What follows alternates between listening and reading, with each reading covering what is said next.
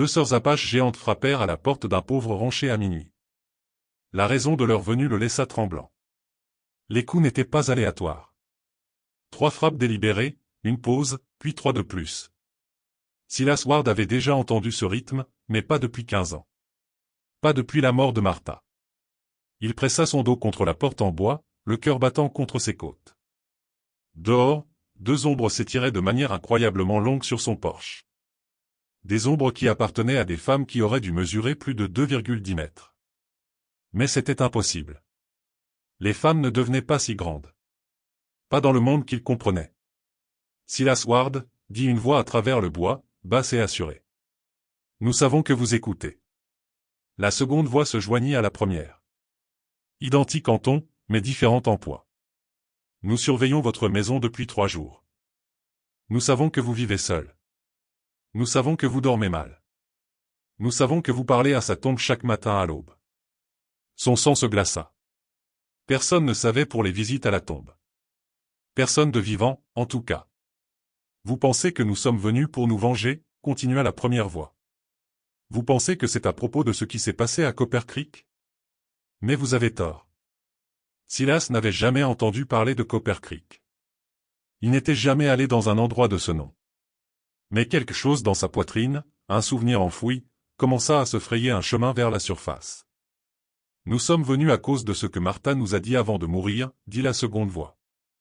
À propos de la promesse qu'elle a faite, de ce qu'elle vous a caché. Le monde bascula. Martha avait déliré durant ces derniers jours, parlant des langues qu'il ne reconnaissait pas, mentionnant des noms qu'il n'avait jamais entendus. Le médecin avait dit que c'était la fièvre. Que les mourants disaient souvent des bêtises. Mais debout là, dans le noir, écoutant 2 femmes impossibles qui savaient des choses impossibles, Silas commença à comprendre que les derniers mots de sa femme n'avaient pas du tout été des bêtises. C'étaient des instructions. Silas pressa son oreille contre la porte, essayant de donner un sens à ce qu'il avait entendu. Les divagations de Martha sur son lit de mort n'étaient donc pas des rêves fiévreux. La révélation le frappa comme un coup. Sa femme lui avait caché des secrets, et des secrets importants. « Nous ne sommes pas là pour vous faire du mal », dit la première femme, sa voix portant une étrange douceur qui ne correspondait pas à sa présence imposante. « Mais nous devons entrer.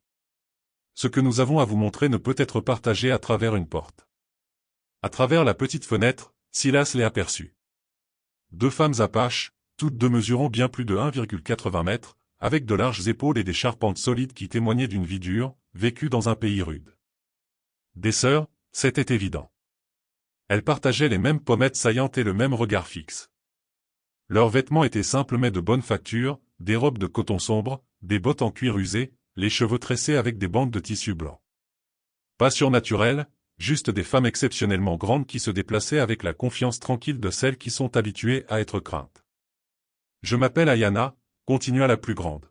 « Voici ma sœur Kaya. Votre femme a sauvé la vie de notre frère il y a 20 ans.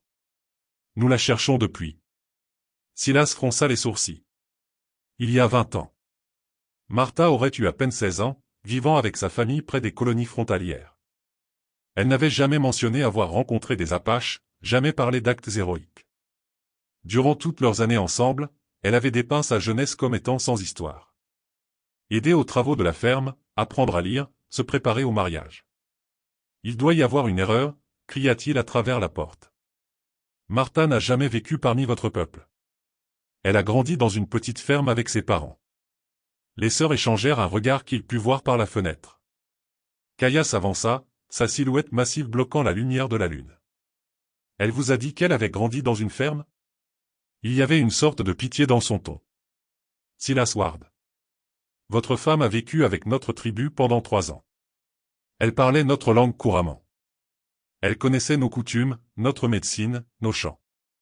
La cicatrice sur son épaule gauche vient d'une attaque de puma lorsqu'elle chassait avec nos femmes. » Les mots le frappèrent comme des pierres. Martha avait bien une cicatrice sur l'épaule gauche. Une longue marque déchiquetée qu'elle avait toujours prétendu provenir d'une chute de cheval dans son enfance. Mais maintenant qu'il y pensait, la forme ne correspondait pas à ce type d'accident. Elle ressemblait plus à des marques de griffes. Elle nous a fait promettre quelque chose avant de mourir, dit doucement Ayana. Quelque chose à votre sujet, sur une dette qui devait être payée. Mais d'abord, vous devez comprendre qui était vraiment votre femme. La main de Silas tremblait sur le loquet de la porte. Tout ce qu'il pensait savoir sur Martha, leur cours, son passé, leur vie commune, lui semblait soudain bâti sur des mensonges. Mais si ces femmes disaient la vérité, alors Martha avait été quelqu'un de complètement différent de la femme qu'il avait épousée. Et si elle leur avait fait une promesse à son sujet, à quoi l'avait-elle engagée exactement? Le loquet était froid sous sa paume tandis que Silas se débattait avec sa décision. Chaque instinct criait au danger, mais la curiosité le rongeait comme la faim. Si Martha avait vraiment vécu parmi les Apaches pendant 3 ans, comment avait-elle pu le cacher? Pourquoi avait-elle menti sur quelque chose d'aussi important? Il ouvrit la porte. De près, les sœurs étaient encore plus imposantes. Ayana mesurait près de 2,10 mètres, sa présence remplissant l'encadrement de la porte comme une montagne barrant le ciel. Kaya était légèrement plus petite mais plus large, avec des mains qui semblaient capables de briser le cou d'un homme sans effort.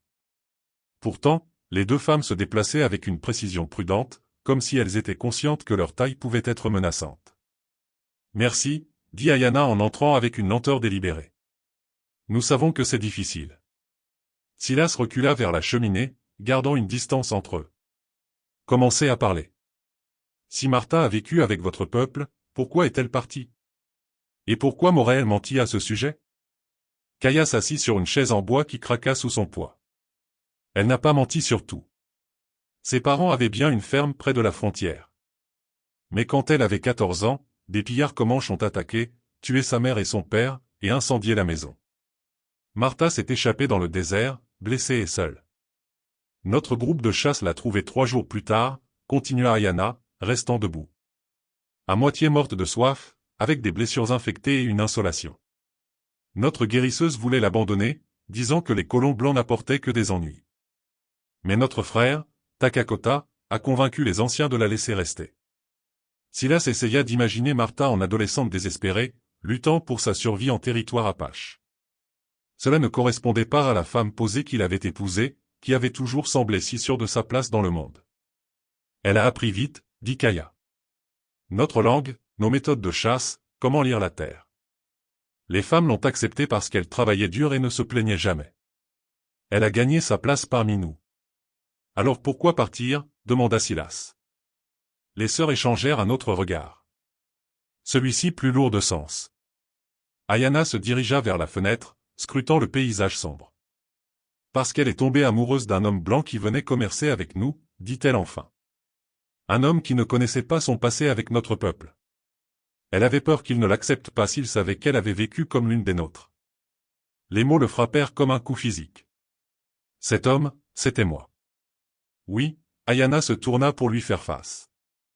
Elle a quitté notre tribu pour vous épouser, mais elle nous a fait promettre de veiller sur elle, de la surveiller de loin et de nous assurer qu'elle était en sécurité. Nous faisons cela depuis 15 ans. Les jambes de Silas devinrent faibles. Vous nous avez surveillés pendant tout ce temps? Pas de près, l'assura Kaya, juste en vérifiant de temps en temps, pour s'assurer qu'elle était heureuse, que vous la traitiez bien. Elle était comme une sœur pour nous. Nous ne pouvions pas simplement la laisser disparaître complètement. Mais ce n'est pas pour ça que nous sommes ici ce soir, dit Ayana, son ton devenant sérieux. 3 semaines avant la mort de Martha, elle nous a envoyé un message.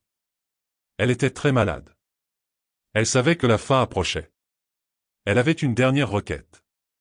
Silas s'agrippa au dossier d'une chaise. Quel genre de requête? Notre frère Takakota, celui qui lui a sauvé la vie il y a toutes ces années. Il a des ennuis. De graves ennuis. Martha nous a fait promettre que s'il lui arrivait quelque chose, nous viendrions vous demander de l'aide. Quel genre d'ennui? Les mains massives de Kaya se crispèrent en point. Il a été faussement accusé du meurtre d'un colon blanc. Le marshal territorial le traque avec une 12aine d'hommes armés. Il prévoit de le pendre sans procès. La pièce tomba dans le silence, à l'exception du crépitement du feu mourant. Silas fixa les deux femmes, la compréhension se levant comme une aube froide. Elle voulait que je l'aide, dit-il lentement. Plus que ça, répondit Ayana. Elle voulait que vous le cachiez ici, sur vos terres, jusqu'à ce que nous puissions prouver son innocence. À travers la fenêtre, Silas vit un mouvement au loin. 3 cavaliers approchaient dans l'obscurité, leurs chevaux se déplaçant rapidement. Parce que, ajouta sombrement Kaya, il est déjà là. Les cavaliers se déplaçaient vite, leurs torchers fendant l'obscurité comme des étoiles en colère. Silas compta 3 cavaliers, peut-être 4, poussant leur monture à travers le terrain accidenté en direction de sa propriété. « Où est-il » demanda Silas, la voix à peine un murmure. Ayanna se déplaça vers la fenêtre, sa silhouette massive bloquant la majeure partie de la vue. « Dans votre cellier. Nous l'avons amené ici il y a 2 heures pendant que vous dormiez. Martha nous a dit que vous aviez le sommeil lourd. Vous avez amené un homme recherché sur mes terres sans demander ?» La panique lui serra la gorge. « Comprenez-vous ce que vous avez fait? S'ils le trouvent ici, ils me pendront à ses côtés. » Kaya se leva lentement, sa chaise craquant de soulagement. Takakota n'a tué personne. Il y a 3 jours, un colon nommé Morrison a été retrouvé mort près de Willow Creek, une balle dans le dos. Takakota chassait dans la région et quelqu'un l'a vu à proximité à peu près au même moment.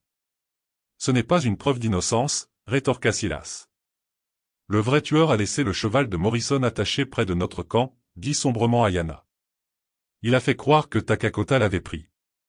Mais Morrison a été tué avec un fusil. Takakota ne porte qu'un arc. Le bruit des sabots se fit plus fort. À travers la fenêtre, Silas pouvait maintenant voir clairement le cavalier de tête. Un grand homme dans un manteau sombre, portant un signe de Marshall qui captait la lumière des torchers. Derrière lui, 3 autres hommes, tous armés de fusils et aux expressions sinistres. « C'est le Marshal Garrett » souffla Silas. Il n'est pas connu pour poser des questions avant de tirer. Kaya se dirigea vers la porte arrière. Nous devrions aller voir Takakota. S'il fouille la maison. Non. Silas attrapa son bras, surpris par sa solidité, comme s'il saisissait un tronc d'arbre. Si vous fuyez maintenant, ça paraîtra suspect. Ils mettront cet endroit sens dessus-dessous pour trouver ce qui vous a effrayé. Les cavaliers étaient assez proches maintenant pour que Silas entende leur voix. Basse et urgente. Le marshal Garrett leva la main, arrêtant ses hommes à une 50aine de mètres de la maison. Silas Ward. La voix de Garrett porta facilement dans l'air nocturne. Nous devons parler. La bouche de Silas s'assécha. Garrett ne viendrait pas ici à minuit pour une conversation amicale. Quelqu'un lui avait donné des informations. Mais qui, et que savait-il? Répondez-lui, pressa doucement Ayanna. Agissez normalement. Silas sortit sur son porche, s'efforçant de garder sa voix stable. Marshall. Un peu tard pour une visite de courtoisie, n'est-ce pas? Garrett s'approcha à cheval, sa monture reniflant et frappant du sabot. Nous traquons un fugitif dangereux, un Apache nommé Takakota. On dit qu'il a été vu dans cette région. Je n'ai vu aucun Apache par ici, répondit Silas, le mensonge lui brûlant la gorge. Ça vous dérange si on fouille votre propriété? Le ton de Garrett indiquait clairement que ce n'était pas vraiment une demande. Juste pour être minutieux. Derrière lui, Silas entendit le léger craquement du plancher alors que les sœurs se mettaient en position près des fenêtres. Si une fusillade éclatait, elles seraient prêtes à se battre. Mais contre 4 hommes armés, même des femmes de leur taille ne tiendraient pas longtemps. Bien sûr, dit Silas en descendant du porche. Bien que je ne sois pas sûr de ce que vous vous attendez à trouver. L'endroit n'est pas assez grand pour cacher grand-chose. Garrett descendit de cheval, ses bottes heurtant le sol avec autorité. C'est ce que nous allons découvrir. Alors que le marshal et ses hommes se dirigeaient vers la maison, Silas aperçut quelque chose qui lui glaça le sang. Des empreintes de bottes fraîches dans la terre près de sa porte arrière. Des empreintes trop grandes pour être les siennes, menant directement au cellier. Garrett marchait droit vers elle. L'esprit de Silas tournait à plein régime alors que Garrett s'approchait des empreintes révélatrices. Dans quelques secondes, le marshal les verrait et suivrait la piste jusqu'au cellier. Une fois Takakota trouvé, il n'y aurait pas d'explication, pas de pitié, juste une corde et un arbre. « Marshal » cria Silas, se forçant à marcher vers l'homme. « Avant de fouiller, il y a quelque chose que vous devriez savoir sur Morrison. » Garrett s'arrêta, son attention se déplaçant du sol au visage de Silas. « Quoi à son sujet? Il est venu ici il y a 2 semaines pour essayer d'acheter mes terres. Il m'a offert un prix bien trop élevé pour ce que vaut cet endroit. Le mensonge vint avec une facilité surprenante. Quand j'ai refusé, il s'est mis en colère. Il a dit que je regretterais d'avoir refusé sa générosité. Morrison était un spéculateur foncier, dit l'un des hommes de Garrett, un homme maigre au visage balafré. toujours à la recherche de propriétés bon marché près des sources d'eau. Les yeux de Garrett se plissèrent.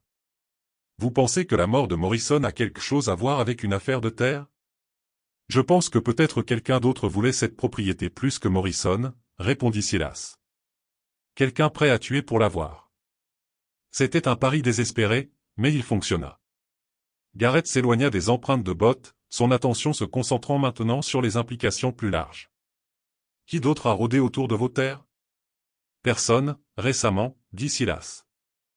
Mais Morrison a mentionné qu'il était en concurrence avec d'autres investisseurs. Il a dit qu'un groupe de l'Est rachetait tous les droits sur l'eau dans ce territoire. À l'intérieur de la maison, Silas pouvait voir Ayanna observer par la fenêtre. Son expression était tendue. Elle comprenait ce qu'il faisait. Gagner du temps, détourner les soupçons. Mais combien de temps pourrait-il distraire Garrett? Ces investisseurs ont des noms, insista Garrett. Morrison ne l'a jamais dit, mais il semblait nerveux à leur sujet, comme s'il avait peur de perdre l'affaire face à quelqu'un avec des poches plus profondes. Silas jeta un coup d'œil vers son corral, où ses 2 chevaux se tenaient tranquillement au clair de lune. Marshall, si vous cherchez Takakota, ne voyagerait-il pas à pied? Les Apaches ne volent généralement pas de chevaux. Ils préfèrent se déplacer silencieusement dans les broussailles. Garrett hocha lentement la tête. C'est vrai, mais quelqu'un l'a vu près du corps de Morrison, et le cheval de Morrison a disparu. Peut-être que celui qui a tué Morrison a pris le cheval et l'a placé près du camp Apache pour vous lancer sur une fausse piste, suggéra Silas. C'est beaucoup plus facile de blâmer un Indien solitaire que de traquer un groupe d'hommes blancs avec de l'argent et des relations. Le shérif adjoint Balafré reprit la parole. Chef, ça a du sens. Pourquoi un guerrier Apache tirerait-il sur un homme pour ensuite voler son cheval? Ils sont plus malins que ça. Garrett était clairement en train de débattre avec la logique. Silas pouvait voir le doute s'insinuer dans l'expression du marshal, mais avant que l'homme ne puisse répondre, le son de chevaux approchant résonna dans l'obscurité. 2 autres cavaliers émergèrent de la nuit, se déplaçant vite et fort. Alors qu'ils se rapprochaient, Silas reconnut le cavalier de tête, un homme trapu avec une barbe grisonnante et des vêtements coûteux. Derrière lui, un homme plus jeune, rasé de près et à l'air nerveux. Marshal Garrett, cria l'homme plus âgé en approchant. Dieu merci, nous vous avons trouvé. Je suis Samuel Burke de la Commission foncière territoriale. Voici mon associé, Monsieur Hanley. Burke descendit de cheval avec l'assurance d'un homme habitué à être obéi. Nous devons parler en privé. C'est à propos de la situation de Morrison. Garrett regarda de Burke à Silas, clairement tiraillé entre continuer sa fouille et écouter ce que le commissaire foncier avait à dire.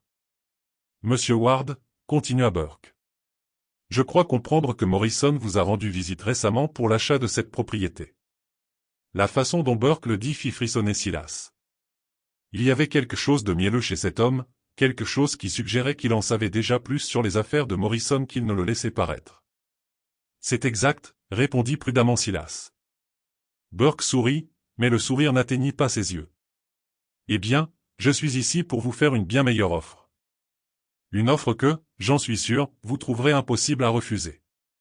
Derrière Burke, le jeune homme nerveux, Hanley, ne cessait de jeter des regards vers la maison, sa main reposant sur son pistolet rengainé.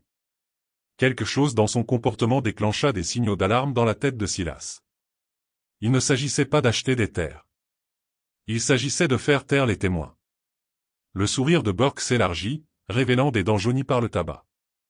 Voyez-vous, Monsieur Ward, Morrison a fait une grave erreur en venant ici seul. Il était censé amener des renforts, mais il est devenu cupide.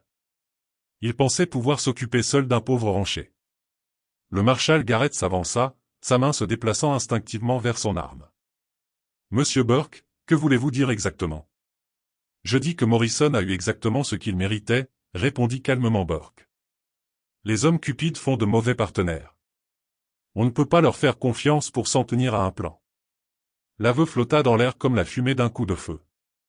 Silas sentit son cœur marteler ses côtes alors que les pièces du puzzle se mettaient en place. Burke n'était pas venu ici pour acheter des terres. Il était venu pour régler les derniers détails. Vous avez tué Morrison, dit Garrett, sa voix plate de réalisation. Hanley a tiré, corrigea Burke en désignant son compagnon nerveux. Je n'ai fait que donner l'ordre. Morrison essayait de nous exclure de l'affaire des droits sur l'eau, menaçant d'aller voir le gouverneur territorial au sujet de nos méthodes. Nous ne pouvions pas permettre ça. La main de Hanley tremblait sur la crosse de son pistolet. Patron, peut-être qu'on ne devrait pas. La ferme, aboya Burke. Ils vont tous mourir de toute façon. Autant qu'ils sachent pourquoi. Garrett dégaina son arme, mais les hommes de Burke furent plus rapides. Le shérif adjoint Balafré et 2 autres avaient déjà leurs armes pointées sur le marshal avant qu'il ne puisse sortir la sienne. Vous travaillez avec lui, souffla Garrett, fixant ses propres hommes avec incrédulité. Nous travaillons pour l'argent, répondit l'homme Balafré. Plus d'argent que le salaire d'un marshal ne pourrait jamais en fournir. Burke rachète les droits sur l'eau dans tout ce territoire.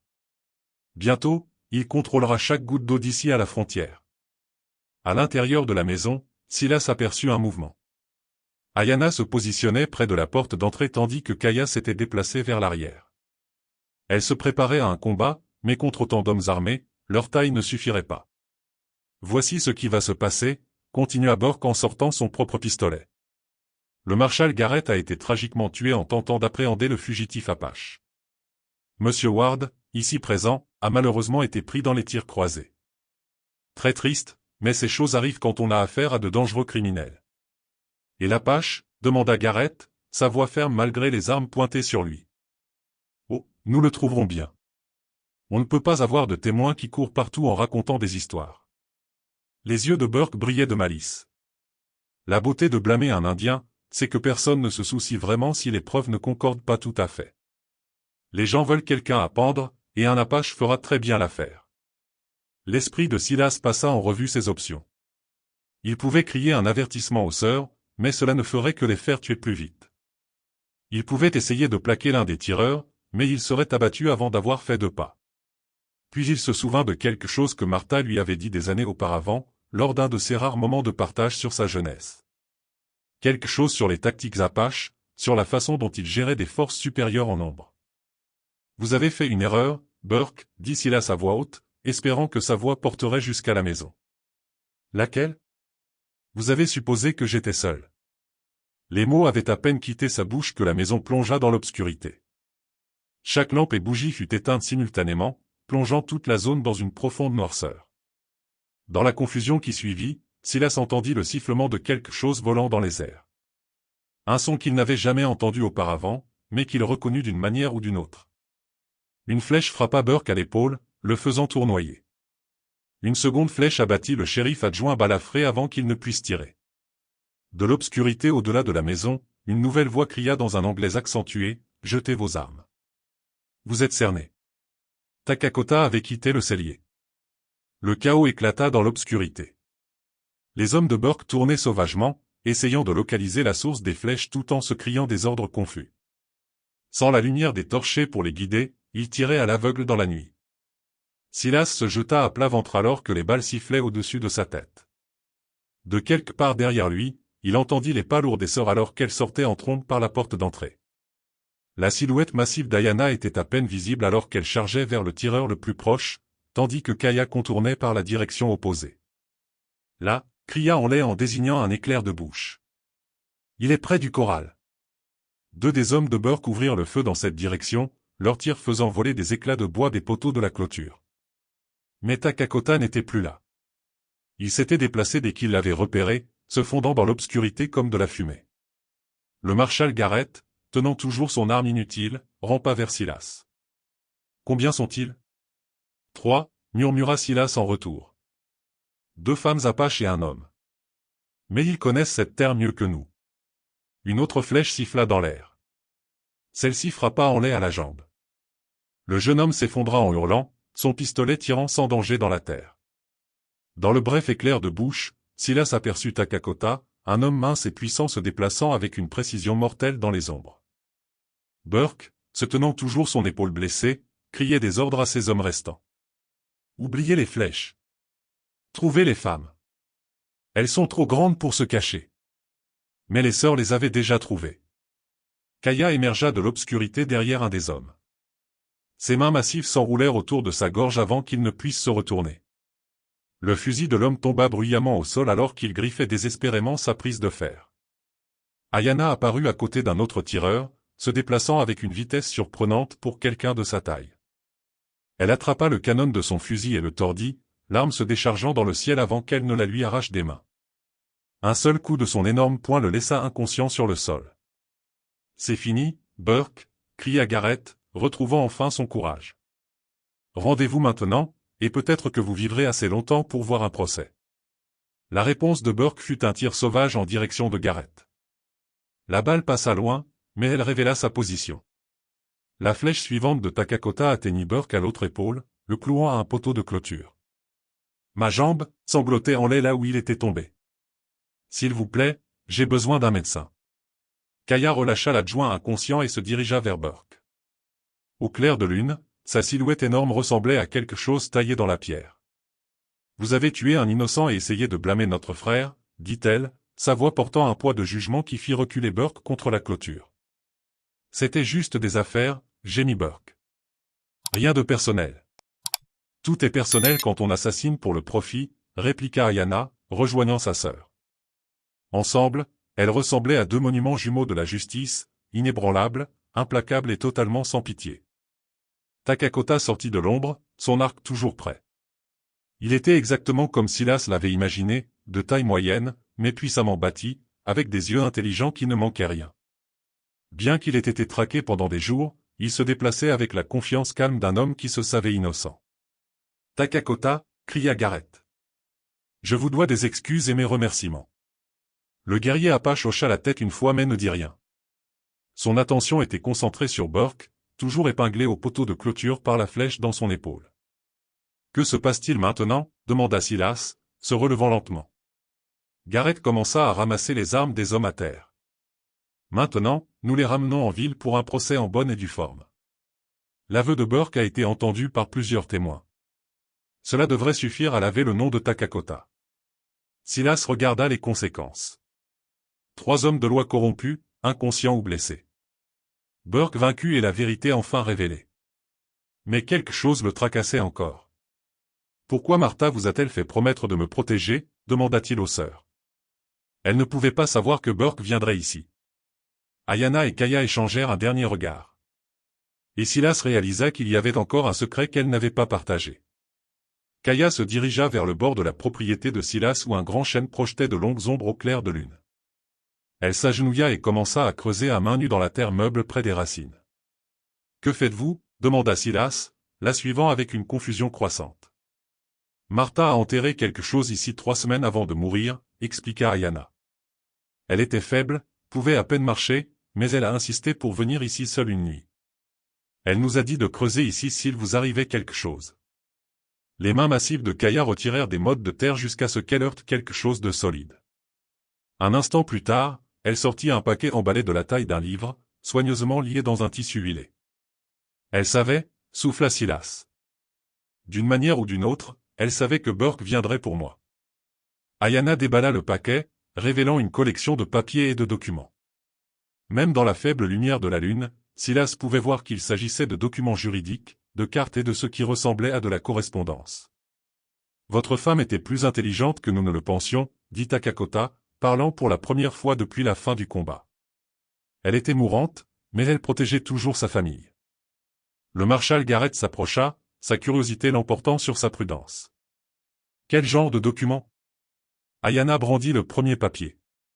Une carte montrant toutes les sources d'eau de ce territoire. Regardez les marques. Silas étudia la carte au clair de lune. Sa propriété était encerclée à l'encre rouge, ainsi que 5 autres petits ranchs et fermes. Des lignes les reliaient à des marques plus grandes qui semblaient être des villes et des colonies en aval. Chaque propriété marquée ici contrôle une source d'eau majeure, observa Garrett. Sans accès à ces sources et ruisseaux, les villes en contrebas assécheraient pendant les mois d'été. Kaya sortit un autre document.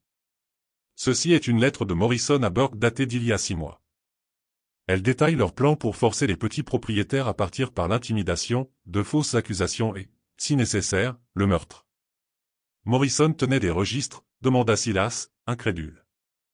Les hommes avides tiennent des registres minutieux, répondit sombrement Takakota. Ils veulent s'assurer d'obtenir leur juste part de l'argent du sang. Ayana déplia un 3e papier. Celui-ci est encore meilleur. C'est un contrat entre Burke et les responsables territoriaux, leur promettant un pourcentage des bénéfices du monopole des droits sur l'eau. Regardez les signatures. Garrett examina le document, son visage s'assombrissant. Ce sont certains des hommes les plus puissants du territoire. Des juges, des politiciens, même l'administrateur en chef du gouverneur territorial. L'ampleur de la conspiration était stupéfiante. Burke n'avait pas seulement volé des terres. Il avait corrompu tout le gouvernement territorial pour assurer son succès. Comment Martha a-t-elle obtenu ça? Demanda Silas. Elle était mourante, mais elle n'était pas aveugle, expliqua Kaya. Morrison lui a rendu visite 3 fois avant de venir vous voir. Il pensait qu'une femme malade serait facile à manipuler, mais Martha écoutait chaque mot. Elle l'a même saoulé une fois et a fouillé ses sacoches de sel pendant qu'il cuvait son whisky. Silas sentit un mélange de fierté et de chagrin l'envahir. Même face à la mort, Martha s'était battue pour le protéger. Elle avait découvert une conspiration qui atteignait les plus hauts niveaux du gouvernement territorial. Et elle l'avait fait tout en luttant contre la maladie qui finirait par la tuer. Il y a une dernière chose, dit doucement Ayanna, sortant une lettre pliée avec le nom de Silas écrit dessus de l'écriture familière de Martha. Ses mains tremblèrent en prenant la lettre. Après 15 ans de mariage, il pensait tout savoir de sa femme. Mais cette nuit lui avait appris que Martha avait été bien plus complexe, bien plus courageuse et bien plus protectrice qu'il ne l'avait jamais imaginé. Elle voulait que vous lisiez ceci après que tout soit fini, dit Kaya. Après que vous ayez compris qui elle était vraiment. Silas ouvrit la lettre, mais les mots se brouillèrent dans l'obscurité. Il aurait besoin d'une meilleure lumière pour lire le dernier message de Martha. Que se passe-t-il maintenant? Demanda-t-il à Garrett. Le marshal organisait déjà les documents. Maintenant, nous apportons ces papiers à la capitale territoriale et nous exposons toute cette conspiration. L'aveu de Burke ce soir, combiné à ces preuves, devrait suffire à faire tomber toutes les personnes impliquées. Mais alors que Garrett parlait, Silas entendit quelque chose qui lui glaça le sang. Le bruit d'autres chevaux approchant au loin. Cette fois, venant de plusieurs directions. Les renforts de Burke étaient enfin arrivés. Le bruit des cavaliers approchant mit tout le monde en action. Garrett rassembla rapidement les documents et les fourra dans son manteau. Combien d'hommes Burke a-t-il? Trop, halta Burke d'où il était assis, épinglé contre le poteau de la clôture. Le sang avait imbibé sa chemise, mais ses yeux brillaient d'une satisfaction malveillante. Vous pensez que 4 personnes peuvent repousser 20 hommes armés? Takakota se déplaçait déjà, son arc prêt. Nous ne les combattons pas. Nous disparaissons. On ne peut pas fuir, dit sombrement Silas. C'est ma terre. Si je l'abandonne maintenant, ils la brûleront et prétendront que je me suis enfui avec des biens volés. Ayanna retira la flèche de l'épaule de Burke, le faisant hurler. Alors nous nous battrons ici. Mais alors que les cavaliers se rapprochaient, Silas réalisa que quelque chose n'allait pas. Au lieu des cris rauques et du chaos qu'il attendait des hommes de Burke, il entendit des ordres organisés et le cliquetis d'équipements militaires. Ce ne sont pas les renforts de Burke, dit Garrett en plissant les yeux dans l'obscurité. C'est la cavalerie. Une douzaine de soldats en uniforme entrèrent dans la cour, menés par un capitaine aux cheveux grisonnants et aux yeux sévères. Derrière eux venaient 2 autres hommes en civil. L'un portait une robe de juge. L'autre se déplaçait avec l'autorité d'un haut fonctionnaire du gouvernement. « Marshal Garrett » cria le capitaine. « Nous avons reçu votre télégramme concernant la conspiration de Burke. On dirait que nous sommes arrivés juste à temps. » Garrett parut confus. « Capitaine, je n'ai jamais envoyé de télégramme. » Le juge descendit de cheval, ses yeux balayant la scène des hommes blessés et des armes éparpillées. Le télégramme venait de quelqu'un du nom de Martha Ward, envoyé il y a 3 semaines. Elle a fourni des informations détaillées sur une conspiration visant à monopoliser les droits sur l'eau dans tout ce territoire. Silas sentit ses genoux fléchir. Martha avait demandé de l'aide avant de mourir. Plus que ça, ajouta le fonctionnaire du gouvernement en s'approchant avec un épais dossier de papier. Madame Ward correspondait avec le bureau du gouverneur territorial depuis des mois, fournissant des renseignements sur la corruption parmi les fonctionnaires locaux. Son dernier message comprenait des cartes, des noms et des accusations détaillées qui ont déclenché une enquête fédérale complète.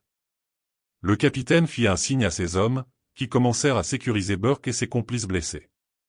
Samuel Burke, vous êtes en état d'arrestation pour conspiration, meurtre et corruption de fonctionnaires territoriaux. Les preuves contre vous s'accumulent depuis des semaines. Le visage de Burke devint livide. C'est impossible.